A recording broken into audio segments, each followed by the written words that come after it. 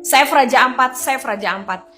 Baru-baru ini kita dihebohkan ya karena kisruh tentang PT GAC atau pertambangan nikel di Raja Ampat yang juga menyeret nama sejumlah petinggi negara, khususnya tendensiusnya ke Pak Prabowo Subianto dan Pak Joko Widodo ya. Jadi saya melihat alih-alih orang-orang mencari solusi terhadap persoalan ini malah saling menyalahkan. Itu malah membuktikan bahwasannya SDM Indonesia belumlah dewasa dan belum bijaksana. Demokrasi kita bisa pakai untuk mengkritik guna mengevaluasi dan cari solusi, bukan untuk saling menyalahkan dan menciptakan kisruh yang berkepanjangan tanpa akhir seperti itu. Jadi kalau kalian mau fair ya, jadi pertambangan nikel ini yang mana tendensiusnya adalah yang terjadi di Pulau GAC atau kita kenal dengan PT GAC ya. Jadi PT GAC itu sudah mendapatkan izin eksploitasi ya pada tahun 1998. Kita sebut Orde Baru pada saat itu.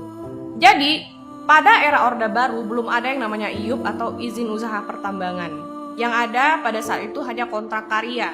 Apa itu kontrak karya? Ya, kontrak karya itu adalah perjanjian bisnis jangka panjang yang kedudukannya setara. Jadi artinya kedudukan kekuatan hukum antara pemerintah dan kaum korporat itu sama kuat gitu. Kalau kontrak karya itu sudah ditandatangani, oke? Jadi pada tahun 1998 Pulau GAC belum ditetapkan sebagai hutan lindung dan undang-undang kehutanan juga belum keluar, ya. Itu kronologisnya. Lalu pada tahun 99 ya tiba-tiba Pulau GAC ini ditetapkan sebagai hutan lindung dan aktivitas pertambangan nikel sudah dihentikan pada periode atau pada tahun 1999. Nah, sudah dihentikan aktivitas produksinya.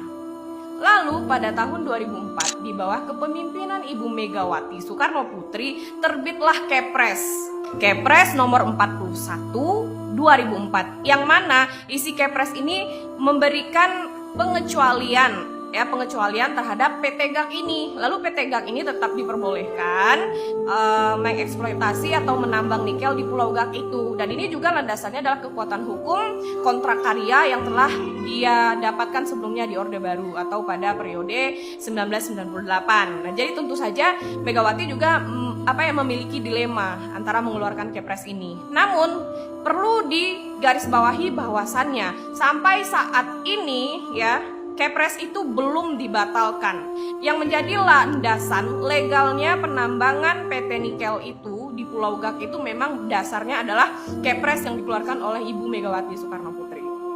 Jadi pada periode tahun 2007 sampai 2016 PT GAC itu telah mengurus izin pinjam pakai kawasan hutan ya. Lalu juga mengurus AMDAL sehingga yang dari kontrak karya tadi timbullah IUP. Namun IUP yang didapatkan oleh PT GAC ini bersifat khusus ya. Kenapa bersifat khusus? Karena landasan Kepres yang dikeluarkan oleh Ibu Megawati dan juga yang sudah tertulis dalam kontrak karya di periode Orde Baru pada saat itu. Jadi yang harus teman-teman catat adalah Kepres yang dikeluarkan oleh Megawati pada tahun 2004 itu belum mengalami pembatalan, namun sudah mengalami perubahan ya melalui perubahan nomor 3 tahun 2023. Untuk sementara ya, Menteri ESDM melalui Pak Bahlil sudah mengeluarkan moratorium, yang mana moratorium ini menjelaskan tentang penangguhan sementara atau pemberhentian sementara aktivitas pertambangan di Pulau GAC tersebut, guna untuk mengevaluasi sehingga nanti terbit regulasi baru. Bagaimana kelanjutannya ini ke depannya. Kesalahan tambang nikel di Pulau GAC ini tidak simple, karena ini memiliki kompleksitas dan juga hati-hati terhadap intrik politik. Karena saya melihat berseliweran di sosial media itu malah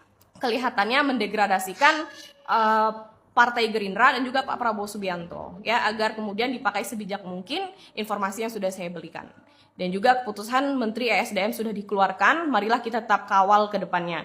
Ingat, permasalahan ini tidak sesederhana yang teman-teman bayangkan, karena ini memiliki kaitan terhadap peraturan di masa lalu. Kalau kalian pengen tahu perbedaan antara kontrak karya dan juga IUP, saya tampilkan. Ini silahkan dibaca. Semoga bermanfaat.